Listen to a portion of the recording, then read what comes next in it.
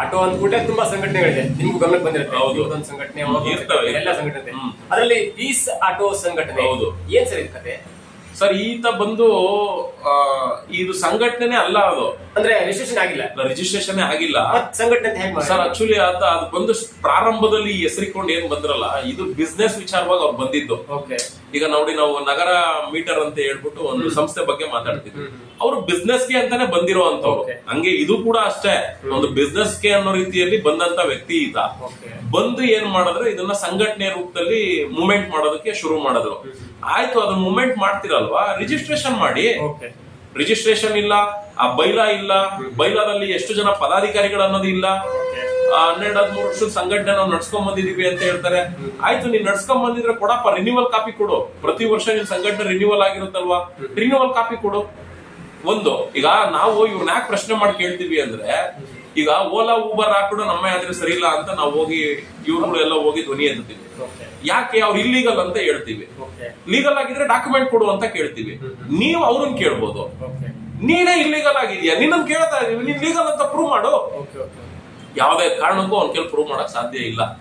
ಯಾಕೆ ಅಂದ್ರೆ ನೋಡಿ ಸರ್, ರಿಜಿಸ್ಟ್ರೇಷನ್ ಆಗಿದ್ರೆ, ಈಗ ನೋಡಿ, ಈಗ ನಮ್ದು 2 FIR ಆಯ್ತಲ್ಲ, ಅವ್ರೇನಂದ್ರು, ನಿಮ್ದು ರಿಜಿಸ್ಟ್ರೇಷನ್ ಕಾಪಿ ಒಂದ್ ಸೆಟ್ ಕೊಡಿ ಅಂತ ಕೇಳಿ, ಕೊಡ್ಲೇಬೇಕು. ಈಗ ಅವನ್ನ ಕೊಡು ಅಂದ್ರೆ ಎಲ್ಲಿಂದ ಕೊಡ್ತಾರೆ? ಯಾರಾದ್ರೂ ಅಮಾಯಕರು ಈಗ ಅವ್ರ ಜೊತೆಲಿ ಹೋಗಿದ್ರು ಅಂದ್ರೆ ಪಾಪ ಅವ್ರ ಮೇಲೆಲ್ಲ ಇದು ಅಕ್ರಮವಾಗಿ ಸಂಘಟನೆ ನಡೆಸ್ಕೊಂಡು ದಂಧೆ ನಡೆಸ್ತಾ ಇದಾರೆ, ದಾಂಧಲೆ ಮಾಡ್ತಾ ಇದಾರೆ ಅಂತ FIR ಆದ್ರೆ ಅವ್ರ ಜೊತೆಲಿರೋರೆಲ್ಲ ಜೈಲ್ಗೆ ಹೋಗ್ತಾರೆ ಸರ್. ತಪ್ಪಿದು. ಹಂಗಾಗಿ ಈಗ ನೋಡಿ, ಇನ್ನ 2 ಸ್ಟೇಷನ್ ಕೂಡ ನಮ್ಗೆ ಕೇಳಿದ್ರು, ತಗೊಂಡೋಗಿ ಎಲ್ಲ ಸಬ್ಮಿಟ್ ಮಾಡ್ದು, ಮುಗೀತು. ಆತರ ಇವ್ರು ಕೇಳಿದ್ರೆ ಎಲ್ಲಿಂದ ಕೊಡ್ತಾರೆ? ಇಲ್ಲ ಇವ್ರ ಹತ್ರ. ಹಂಗಾಗಿ ನಿನ್ನ ಹತ್ರ ಡ್ರೈವರ್ಗಳನ್ನ ಯಾಕೆ ಮಿಸ್ಯೂಸ್ ಮಾಡ್ಕೊಂತ ಇದೀಯಾ? ನೀನ್ ಆಟೋ ಮಾರ್ಬೇಕಾ? ನೀನ್ ಪರ್ಮಿಟ್, ಸರ್ಕಾರ ಪರ್ಮಿಟ್ ಬಿಟ್ಟಿದೆ, ಆ ಪರ್ಮಿಟ್ ನ ಸೇಲ್ ಮಾಡ್ಬೇಕಾ?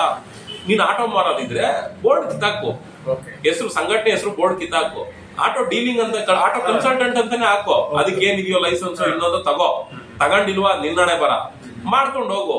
ಅದನ್ನ ಬಿಟ್ಬಿಟ್ಟು ನೀನು ಸಂಘಟನೆ ಹೆಸರನ್ನ ಅಂತ ತೋರಿಸ್ಕೊಂಡು ಬರ್ತಡೇ ಮಾಡೋದಂತೆ, ಅವ್ರನ್ನೆಲ್ಲ ಸೇರಿಸ್ಕೊಳ್ಳೋದಂತೆ. ಈಗ ಒಬ್ಬ ಬರ್ತಡೆಗೆ ಅಂತ ಬಂದ್ರೆ ಅವನ ಜೊತೆಗೆ 1-2-3 ಜನ ಕರ್ಕೊಂಡ್ ಬರ್ತಾನೆ. ಅವನ ನಿಂತಿರೋ ಆಟೋ ಎಲ್ಲ ನೋಡಿದಾಗ ನಮಗೂ ಒಂದ್ ಹೇಳೋಣ ಅಂತ ಹೇಳಿ ಕೇಳ್ತಾರೆ. ಈಗ ಆಟೋ ಏನ್, ನೀನ್ ಯಾರು ಮಾರೋದಕ್ಕೆ? ರಿಜಿಸ್ಟ್ರೇಷನ್ ಆಗದೆ ಇರೋ ಆಟೋನ ನೀನ್ ತಗೊಂಬಂದ್ ಮಾರ್ತೀಯಾ ಅಂದ್ರೆ, ನಿನ್ನ RTO ರೂಲ್ಸ್ ನ ನೀನೇ ಬ್ರೇಕ್ ಮಾಡ್ತಾ ಇದೀಯ. ಇನ್ನೊಬ್ಬನ್ ಏನ್ ಹೇಳ್ತಿದ್ಯಾ ನೀನು? ಅದನ್ನ ಮಾರ್ತಾ ಇದೀಯಾ? ಹೋಗ್ಲಿ, ಎಷ್ಟೊತ್ತು ಮಾರ್ತಾ ಇದೀಯಾ? ಅವ್ರಿಗೆ ಯಾರಿಗಾದ್ರು GST ಬಿಲ್ ಕೊಡ್ತಾ ಇದೀಯಾ? ಈಗ ಶೋರೂಮ್ ಅನ್ನೋದ್ರೆ ಟೇಬಲ್ ಕೂತ್ ಕೇಳ್ತೀನಿ GST ಬಿಲ್ ಕೊಡಯ ಅಂತ. ನಿನ್ನ ಹತ್ರ ಹಂಗ್ ಕೇಳಕ್ ಆಗ್ತದ? ಕೊಡ್ತಾ ಇದೀಯ ಅವ್ರು GST ಬಿಲ್ಲು? ಎಷ್ಟೋ ಜನ, ಸಾವಿರಾರು ಜನ ಚಾಲಕರುಗಳಿಗೆ ಪರ್ಮಿಟ್ ಇಲ್ಲ ಸರ್. ಪರ್ಮಿಟ್ ಇಲ್ದಿರೋ ಆಟೋಗಳನ್ನ ಇಟ್ಕೊಂಡ್ ಪಾಪ ಗಾಡಿ ಓಡಿಸ್ಕೊಂಡ್ ಕೂತವ್ರೆ. ಏನಾದ್ರೂ ಹೆಚ್ಚು ಕಡಿಮೆ ಆಕ್ಸಿಡೆಂಟ್ ಆಯ್ತು ಅಂದ್ರೆ ಅವ್ರ ಫ್ಯಾಮಿಲಿಗೂ ಏನು ಸಿಗಲ್ಲ, ಅವನಿಗೂ ಏನು ಸಿಗಲ್ಲ. ಈಗ ಆಪೋಸಿಟ್ ಪರ್ಸನ್ಸ್ ಗಳು ಏನಾದ್ರು ಇವ್ರ ಮೇಲೆ ಕೇಸ್ ಆಗ್ತು ಅಂದ್ರೆ, ಅವ್ನೇನಾದ್ರೂ ಅಪ್ಪಿತಪ್ಪಿ ಬದುಕುಳಿದ್ಬಿಟ್ಟ ಅಂದ್ರೆ ಅವ್ರು ಕೇಳಿದಷ್ಟು ಪರಿಹಾರ ಕಟ್ಕೊಡ್ಬೇಕು. ಎಲ್ಲಿಂದ ಕಟ್ಕೊಡ್ತಾರೆ? ಇಂಥದನ್ನೆಲ್ಲ ನೀವು ಧ್ವನಿ ಹತ್ರ ಅಂದ್ರೆ, ಅವ್ನ್ ಯಾರೋ ತಿಂತಾನೆ ನಾನು ತಿಂತೀನಿ ಅನ್ಕೊಂಡು ನೀನು ಹಿಂಗೆ ಮಾರ್ಕೊಂಡಿದ್ರೆ ಮಾರು. ಏನೈತೆ ಹೇಳ್ಬಿಟ್ಟು ಮಾರು.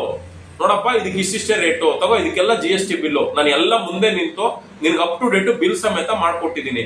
ನಾನ್ ನಿಂತು ಕೆಲಸ ಮಾಡಿದೀನಪ್ಪ, ನನ್ಗೆ ಇಷ್ಟು ಕೂಲಿ ಕೊಡು ಅಂತ ಈಸ್ಕೋ. ನೀನು ಯಾರು ಏನ್ ಕೇಳಲ್ಲ. ನಾನು ಒಳ್ಳೇದ್ ಮಾಡ್ತಿದ್ದೀನಿ, ನಿಮ್ಗೆಲ್ಲ ಅನುಕೂಲ ಮಾಡ್ತಿದ್ದೀನಿ ಅಂತ ಹೇಳ್ಕೊಂಡು ನೀನು ಹೊರಗಡೆ ಅವ್ರಿಗಿಂತ ಜಾಸ್ತಿ ನೀನು ಆಟೋನ ಮಾರ್ಕೊಂಡು ಆ ಡ್ರೈವರ್ಗಳಿಗೂ ಕೂಡ ಏನು ಸರಿಯಾಗಿ ಮಾಹಿತಿಗಳು ಕೊಡದೆ, ಅವ್ರಿಗೂ GST ಬಿಲ್ಗಳೆಲ್ಲ ಕೊಡದೆ, ನೀನು ಸಂಘಟನೆ ಫೇಕ್ ಆಗಿ ನಡೆಸ್ಕೊಂಡು ಅದಕ್ಕೆ ಒಂದಷ್ಟು ಜನನೆಲ್ಲ ಹುಟ್ಟಾಕೊಂಡು, ಏನು ಅಂದ್ರೆ ಅವ್ರಿಗೆ ಅದನ್ನ ಮಾರೋದ್ರಿಂದ ಒಂದಷ್ಟು ಜನಕ್ಕೆ ಒಂದು ಹೊಟ್ಟೆಪಾಡು ನಡೀತಾ ಇದೆ. ಅವ್ರುಗಳು ಇವ್ರಿಗೆ ಜೈಕಾರ ಹಾಕೊಂಡ್ ಕೂತಿದ್ದಾರೆ. ಯಾಕೆಂದ್ರೆ ಇದು ನಿಂತೋಗ್ಬಿಟ್ರೆ ಅವ್ರ ಹೊಟ್ಟೆಪಾಡು ನಿಂತೋಗ್ಬಿಡುತ್ತಲ್ಲ. ಹಂಗಾಗಿ ಅವ್ರನ್ನೆಲ್ಲ ಇಟ್ಕೊಂಡು ಇವನೇನ್ ಮಾಡ್ತಾನೆ, ಇದು ಸಂಘಟನೆ ಅನ್ಕೊಂಡು ಪಾಪ ಡ್ರೈವರ್ಸ್ಗಳಿಗೆಲ್ಲ ಮಕ್ಕರ್ ಮಾಡ್ಕೊಂಡು ಕೂತಿದ್ದಾನೆ. ಹಂಗಾಗಿ ನಾನೇನ್ ಮಾಡಿದೆ, ಒಂದಷ್ಟು ಡಿಪಾರ್ಟ್ಮೆಂಟ್ಗಳಿಗೆಲ್ಲ ದೂರುಗಳನ್ನ ಕೊಟ್ಟಿದೀವಿ. ಯಾಕೆಂದ್ರೆ ಸುಮ್ನೆ ಬರೀ ಸೋಷಿಯಲ್ ಮೀಡಿಯಾದಲ್ಲಿ ಕೂತ್ಕೊಂಡು ಮಾತಾಡ್ರೆ ಯೂಸ್ ಇಲ್ಲ.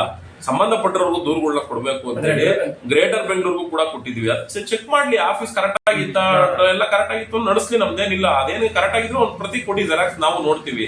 ಇಲ್ವಾ ದಯವಿಟ್ಟು ಆಫೀಸ್ ಕ್ಲೋಸ್ ಮಾಡಿಸಿ, ಅದರಿಂದ ಮೋಸ ಆಗ್ತಾ ಇದೆ ಅಂತ ಎಲ್ಲ ಹೇಳಿ ಸಾಕಷ್ಟು ಕೊಟ್ಟಿದೀವಿ ದೂರುಗಳನ್ನ, ಹಲವಾರು ಕಡೆ ಕೊಟ್ಟಿದೀವಿ. ಕ್ರಮ ತಗೊಂಡ್ರೆ ಸಂತೋಷ, ತಗೊಳ್ಳಿಲ್ಲ ಅಂದ್ರೆ ನೆಕ್ಸ್ಟ್ ನಾವು ಮಾಡ್ತೀವಿ. ಅವಾಗ ಯಾರೇ ಬಂದ್ ಕೇಳಲಿ, ತೆಗೆದು ಫೈಲ್ ನ ಮಕ್ಕದ ಮೇಲೆ ಬಿಸಾಕ್ತೀನಿ, ಇದು ಮುಚ್ಚು ಬಾ ಕಂದ, ಆಮೇಲೆ ಮಾತಾಡ್ತೀನಿ ಮಾತ್ರ ಅಂತ. ಯಾಕೆಂದ್ರೆ ಕೆಲಸ ಮಾಡ್ಬೇಕು ಸರ್, ಮಾಡಿ ಆಮೇಲೆ ನಿಂತ್ಕೊಬೇಕು ನಾವು. ಅದಕ್ಕೆ ಕೆಲಸ ಮಾಡ್ತಾ ಇದೀವಿ. ಏನು ಆಗಿಲ್ವಾ ನೋಡಿ ಸರ್, ಒಂದ್ ಹೇಳ್ತೀವಿ. ಅವ್ರು ಅನ್ಕೊಳ್ಬಹುದು ಇವ್ನು ಇಷ್ಟೆಲ್ಲ ಮಾಡ್ದ ನಮ್ನೇನು ಮಾಡಕ್ ಆಗಿಲ್ಲ ಅಂತ. ಆದ್ರೆ ಒಂದು ದಡ್ಡ ಅವನು ಹಂಗಂತ ತಿಳ್ಕೊಂಬಿಟ್ರೆ ಇಡೀ ಜಾತಕನ ಬಟಾಬಾಯಲ್ಲಿ ಮಾಡಾಕಿದೀವಿ. ಈಗ ಎಲ್ಲರೂ ಈಗ ಕಾನೂನ್ಗೆ ಹೋದ್ರೆ ಕಾನೂನು ಯಾರ ಪರವಾಗಿ ಹೇಳ್ಬೇಕು? ಸಾರ್ವಜನಿಕರ ಪರವಾಗಿ. ಇದು ಈತ ಅಪರಾಧಿ ನಿರಪರಾಧಿ ಅಂತ ನಿರೂಪಣೆ ಮಾಡಿ ತೋರಿಸ್ಬೇಕು. ನೇರವಾಗಿ ಸಾರ್ವಜನಿಕರ ಸಂದರ್ಶನಕ್ಕೆ ಬಿಟ್ಬಿಟ್ಟಿದೀನಲ್ಲ. ನೀನ್ ಪ್ರೂವ್ ಮಾಡೋದಾಗಿದ್ರೆ ಇಲ್ಲಿ ಮಾಡ್ಬೋದಾಗಿತ್ತು. ನೀನ್ ಪ್ರೂವ್ನೇ ಮಾಡ್ತಿಲ್ಲ ಅಂದ್ಮೇಲೆ ಕೋರ್ಟ್ ಅದೇ ತಾನೇ ಹೇಳೋದು, ಸರಿ ಇಲ್ಲ ಅಂತ ಜನದ ಮುಂದೆನೆ ಇಡೋದು. ನಾನು ಜನದ ಮುಂದೆ ಇಟ್ಬಿಟ್ಟಿದೀನಿ. ನೀನ್ ನಿರೂಪಣೆ ಮಾಡ್ಕೊಂಡ್ರೆ ಸತ್ಯವಂತ ಆಗ್ತೀಯ. ನೀನ್ ನಿರೂಪಣೆ ಮಾಡ್ಕೊಳ್ಳಿಲ್ಲ ಅಂದ್ರೆ ನಾನು ಹೇಳಿದ್ದೆ ಸತ್ಯ ಅಂತ ಜನನು ಕೂಡ ಮಾಡ್ತಾರೆ, ತಿಳ್ಕೊಂತಾರೆ. ಅಲ್ಟಿಮೇಟ್ ಏನು, ಎಲ್ಲಾ ಕಡೆ ಮನವಿ ಕೊಟ್ರು ನಮ್ಮ ಹತ್ರ ಏನು ಮಾಡ್ಕೊಂಡಿಲ್ಲ ಅಂದ್ರೆ ದಡ್ಡ. ನಾನ್ ಜನದ ಮುಂದೆ ಇಟ್ಟಿದೀನಿ, ನಿನ್ ಜನದ ಮುಂದೆ ಬಟ ಬಯಲಾಗಿದ್ಯಾ, ಪ್ರೂವ್ ಮಾಡಿ ತೋರ್ಸ್ಕೊಂಡ್ರೆ ಬಚಾವದೆ, ಇಲ್ಲ ಅಂದ್ರೆ ನಿಂದ ಅದೇ ಸ್ಥಿತಿ. ಇವತ್ ನಿನ್ ಜೊತೆಲಿರೋರ್ಗೆ 4 ಕಾಸು ಸಿಗ್ತಾ ಇರ್ಬೋದು, ನಿನ್ನ ಹೊಗಳ್ತಾ ಇರ್ಬೋದು, ಅದೇ 4 ಜನ. ಯಾಕಂದ್ರೆ ಬಿಸ್ನೆಸ್ ಸರ್ ಇದು, ವ್ಯವಹಾರ. ₹1 ಎಡವಟ್ಟಾಯ್ತು ಅಂದ್ರೆ ಅವತ್ ಅವರೇ ಬೈತಾರೆ, ಅವ್ನ್ ಸೋಮ ಹೇಳ್ತಿದ್ದ ಈ ನನ್ ಮಗ ಸರಿ ಇಲ್ಲ ಅಂತ ಅವರೇ ತಿರ್ಕಂತಾರೆ. ಆ ಸಮಯ ಬರ್ತದೆ, ಅವಾಗ ನೀವೇ ಕಚ್ಚಾಡ್ಕೊಂಡು ಸಾಯ್ತೀರಾ. ದೂರದಿಂದ ನಿಂತ್ಕೊಂಡು ನೋಡ್ಬೇಕಷ್ಟೇ. ಅವಾಗ ನಾವ್ ಹೇಳಿದಾಗ ನಿಮ್ಮಿಂದ ವರಮಾನ ಇತ್ತು ಸುಮ್ನಿದ್ರಣ ಅನ್ಭವಿಸ್ಕೊಳ್ರಿ ಅಂತ ಎಲ್ಲ ನಡೀತಾ ಇರ್ತವೆ. ಕಾಲ ಇರುತ್ತಲ್ಲ ಸರ್, ಎಲ್ರ ಕಾಲನು ಎಳೀತದೆ, ಕಾಯ್ಬೇಕಷ್ಟೇ. ನಿಮ್ಮಲ್ಲಿ ಆರೋಪ ಮಾಡಿದಾರ ಯಾರು? ಈ ಸರ್ ಏನ್ ಆರೋಪ ಮಾಡ್ತಾರೆ ಸರ್? ಏನ್ ಮಾಡೋದಕ್ಕೆ ಸಾಧ್ಯ? ಆರೋಪ ಮಾಡಿದ್ರೆ ಅದೇ ಯಾವ್ದೋ ಒಂದು 5-6 ವರ್ಷದಿಂದ ಯಾರಿಗೊಬ್ರು ಬೈದಿದ್ದೆ, ಪಾಪ ಅವನು ಸತ್ತೋಗ್ಬಿಟ್ಟಿದ್ದಾನೆ, ಯಾರ ಇನ್ನೊಬ್ಬ ಹುಡುಗ. ಆ ಆಡಿಯೋ ಕ್ಲಿಪ್ ಎತ್ತಾಕಂತಾರೆ. ಅಯ್ಯೋ ಅಂತವಕ್ಕೆಲ್ಲ ನಾವು ತಲೆನೇ ಕೆಡಿಸ್ತಾರೆ. ಮಾತಷ್ಟೇ ಅಷ್ಟೇ ಸರ್. ನೋಡಿ, ನಾವು ಆರೋಪ ಮಾಡ್ತೀವಿ ಅಂದ್ರೆ ನಾನ್ ಹೆಂಗೆ ಎಲ್ಲಾ ಇಲಾಖೆಗಳು ದೂರ್ ಕೊಟ್ಟಿರ್ತೀವಿ, ಹಂಗ ಇವ್ರು ನಮ್ಮ ಮೇಲೆ ದೂರ್ ಕೊಡ್ಬೇಕು. ಆರೋಪಗಳನ್ನ ದಾಖಲೆಗಳ ಸಮೇತ. ಈಗ ನೋಡಿ, ನಾನು ದಾಖಲೆಗಳನ್ನ ಸೇರಿಸಿ ಕೊಡ್ತಾ ಇದ್ದೀನಿ. ಕೊಡು, ನಂದೇನಿದೆ, ಆರೋಪ ಮಾಡು. ಆರೋಪ ಮಾಡೋದು ತಪ್ಪು ಅಂತ ನಾನು ಹೇಳಲ್ಲ ಸರ್. ಇವನ್ ನರೇಂದ್ರ ಮೋದಿ ಅವ್ರ PM ಮೇಲೆ ನಾವು ಆರೋಪ ಮಾಡ್ತೀವಿ, CM ಮೇಲೂ ನಾವು ಆರೋಪ ಮಾಡ್ತೀವಿ. ಎಲ್ಲೋ ಕೂತ್ಕೊಂಡು ಆರೋಪ ಮಾಡ್ಬಿಟ್ರೆ ಬರಲ್ಲ, ದಾಖಲೆಗಳಿರ್ಬೇಕು. ತಗೊಂಡೋಗಿ ಸಬ್ಮಿಟ್ ಮಾಡ್ಬೇಕು ಸಂಬಂಧಪಟ್ಟಿರೋ ಇಲಾಖೆಗಳಿಗೆ. ನಾವ್ ಹೆಂಗ್ ತೋರಿಸ್ತಿದೀವಿ ಹಿಂಗೆಲ್ಲ ನಿನ್ ಮೇಲೆ ಮಾಡಿದೀವಿ ಅಂತ, ಅದಕ್ಕೆ ನಮ್ಗೆ ಸಂಬಂಧಪಟ್ಟಿರೋ ಕೇಳಿದ್ರು ಉತ್ತರ ಕೊಡ್ತೀವಿ. ಇಲ್ಲ ನೀನು ದಾಖಲೆಗಳನ್ನ ಇಟ್ಕೊಂಡು ಕೇಳು, ನಿನ್ ಉತ್ತರ ತಗೋ. ಏನು ಇಲ್ಲ, ಬರೀ ಖಾಲಿ ಮಾತು ಆರೋಪಕ್ಕೆ ಬೆಲೆ ಇಲ್ಲ.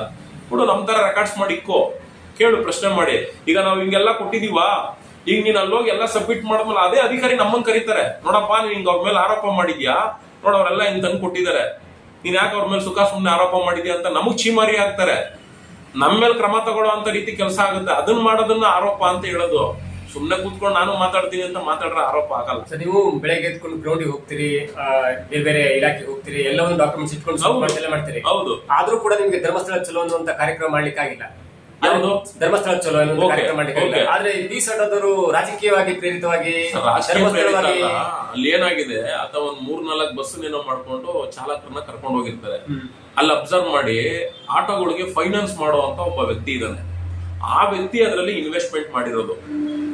ಈಗ ನೋಡಿ ಸರ್, ಬೆಲ್ಲ ಇರೋ ಕಡೆ ನೊಣಗಳು ಬಂದೇ ಬರ್ತವೆ. ಹಂಗೆ ಆತ ಫೈನಾನ್ಸ್ ಮಾಡೋನು. ಅವ್ರಿಗೆ ಏನ್ ಬೇಕೋ, ಡ್ರೈವರ್ಸ್ಗಳು ಬೇಕು. ಈತ ಸಂಘಟನೆಯ ಹೆಸರಲ್ಲಿ ಡ್ರೈವರ್ಸ್ ಇಟ್ಕೊಂಡಿದ್ದಾನೆ, ಅವ್ರಿಗೆ ದುಡ್ಡು ಮಾಡ್ಬೇಕು. ಇವನು ಡ್ರೈವರ್ಸ್ಗಳನ್ನ ಎಳ್ಕೊಂಡ್ಬಂದು ನಾನು ಲೋನ್ ಹಾಕ್ಸ್ಕೊಡ್ತೀನಿ ಅಂತ ಲೋನ್ ಹಾಕ್ಸ್ಕೊಡ್ತಾನೆ. ಅವ್ನಿಗೆ ದುಡ್ಡು ಮಾಡೋ ಆಸೆ. ಹಂಗಾಗಿ ಅವ್ನ ಸುತ್ತ ಇರೋರೆಲ್ಲ ಕಮರ್ಷಿಯಲ್ಲೇ ಸರ್. ಯಾರು ಹೋರಾಟದ ಮನೋಭಾವ ಇರುವಂತವ್ರು ಇಲ್ಲ, ಎಲ್ಲ ಕಮರ್ಷಿಯಲ್ ಮೈಂಡ್. ಅಲ್ಲಿರೋರೆಲ್ಲ ಬಿಸ್ನೆಸ್ ಮೈಂಡ್ ಅಲ್ಲೇ ಇರೋದ್ರಿಂದ, ಅವ್ರ ಆ ಚೈನ್ ಲಿಂಕ್ ಅಲ್ಲೇ ಇರೋದ್ರಿಂದ ಧರ್ಮಸ್ಥಳ ಚಲೋನು ಮಾಡ್ತಾರೆ. ಬಿಟ್ರೆ ಅದು ಹಿಮಾಲಯ ಪರ್ವತಕ್ಕೂ ಕೂಡ ಚಲೋ ಮಾಡ್ಕೊಂಡು ಹೋಯ್ತಾರೆ. ಎಲ್ಲ ಕಮರ್ಷಿಯಲ್ ಮೈಂಡ್, ಎಲ್ಲ ಟೋಟಲ್ ಕಮರ್ಷಿಯಲ್ ಅದು ಇರೋದು. ಅದು ಪೀಸ್ ಆಟೋ ಅಂತ ಏನ್ ಹೆಸರಿಕೊಂಡಿದಾರಲ್ಲ, ಟೋಟಲಿ ಕಮರ್ಷಿಯಲ್. ಅದು ಪೀಸ್ ಆಟೋ ಸಂಘಟನೆ ಅಲ್ಲ, ಅದು ಪೀಸ್ ಏನೇ. ಅದು ಪ್ರೂವ್ ಮಾಡ್ಬಿಡ್ಲಿ ನೋಡೋಣ. ಇಷ್ಟೆಲ್ಲ ಹೇಳಿದೀವಲ್ಲ ಸರ್. ಒಬ್ಬ ಷರತ್ತಿರೋನಾಗಿದ್ರೆ ಅವ್ನ್ ತಂದು ಪ್ರೂವ್ ಮಾಡಿರೋನು. ಇದೇ ಅವರ ಒಂದು ಸಂಘಟನೆ ಅಲ್ಲ. ಅವ್ರ ಪೀಸ್ ಆಟೋದಲ್ಲಿ ಒಬ್ಬ ಯಾರ ಹೆಸರನ್ನ ಎಂತದ ರೆಡ್ಡಿ ಅನ್ನೋ ಬಗ್ಗೆ ನಾನು ಮಾತಾಡಿದೆ. ಅವನೇನ್ ಮಾಡ್ದ, ಮಾರನೇ ದಿನ ಬಂದು ಅವ್ನ್ ಪ್ರೂಫ್ ನ ಇಲ್ಲಿ ತಂದು ಇಕ್ಬಿಟ್ಟು ಹೋಗಿದ್ದ, ನಾನು ಇಷ್ಟು ವರ್ಷದಿಂದ ಇಲ್ಲಿದ್ದೀನಿ ಹಿಂಗಿದ್ದೀನಿ ಅಂತ. ಅದು ಷರತ್ತು. ಒಬ್ಬ ಡ್ರೈವರ್ ಇರೋ ಷರತ್ತು. ನೀನೊಬ್ಬ ಲೀಡರ್ ಅನ್ನಿಸ್ಕೊಂಡಿದ್ದೀನಿ ನಾನು ಅಂತ ಹೇಳ್ತಿಲ್ಲ, ನಿನ್ಗ ಆ ಷರತ್ತಿಲ್ಲ. ಇಷ್ಟೆಲ್ಲ ಅವ್ನ್ ಕೇಳ್ತಾನೆ, ತಗೊಳ್ಳಲೇ ಇದು ನನ್ನ ಆಫೀಸ್ದು, ಬಾರ ಎಲ್ಲಿ ಬರ್ತಿ, ಬಾರ ನಮ್ಮ ಆಫೀಸ್ಗೆ ಬಾರ, ತಗೊಳ ಲೈವ್ ಹಿಡಿತೀನಿ, ನೀನು ಹಿಡಿ, ತೋರ್ಸು ನಮ್ ರಿಜಿಸ್ಟ್ರೇಷನ್ ಕಾಫಿ ಹಿಂಗಿದೆ, ತಗೋ ನಾನು ಆಟೋ ಡೀಲಿಂಗ್ ಅಲ್ಲಿ ಇಷ್ಟು ಮಾಡ್ತಾ ಇದ್ದೀನಿ, ಇಷ್ಟು ಜನಕ್ಕೆ ಆಟೋ ಸೇಲ್ ಮಾಡಿದೀನಿ, ಇವ್ರದೆಲ್ಲ ಏನಾದ್ರು ಕುಂದು ಕೊಡ್ತಾ ಇದ್ರೆ ತೋರ್ಸು, ನೀನ್ ನೋಡೋಣ ಅಂತ ತೋರ್ಸ್ಬಿಡ್ಲಿ. ಆ ತೋರ್ಸಕ್ ಆಗ್ತಿಲ್ಲ ಅವನು. ಅದಕ್ಕೆ ಏನ್ ಮಾಡ್ತಾ ಇದ್ದಾನೆ, ಸೈಲೆಂಟ್ ಆಗಿ ಅವ್ನು ಪಾಡವನು, ಏನು ನಂದು ರಿಯಾಕ್ಷನ್ ಇಲ್ಲ ಅನ್ನೋ ತರ ಇದ್ದಾನೆ ಸರ್. ಮೌನಂ ಸಂಬಂಧಿ ಲಕ್ಷಣ ಅರ್ಥ ಮಾಡ್ಕೊಂಡ್ಬಿಡ್ಬೇಕು. ಅವ್ನು ಸೈಲೆಂಟ್ ಆಗಿದ್ದಾನೆ ಅಂದ್ರೆ ಇವೆಲ್ಲ ತಪ್ಪು ಮಾಡ್ತಾ ಇದ್ದಾನೆ ಅಂತ ಅರ್ಥ.